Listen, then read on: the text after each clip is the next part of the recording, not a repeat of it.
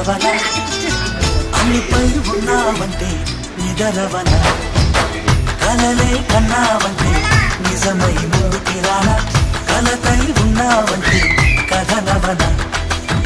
అమ్మలో ఉండే సగం అక్షరం నేనే నాన్నలో రెండో సగం లక్షణం నేనే అమ్మతోడు నాన్నతోడు అన్ని నీకు అన్నే చూడు చెల్లిపోని బంధం నేనమ్మా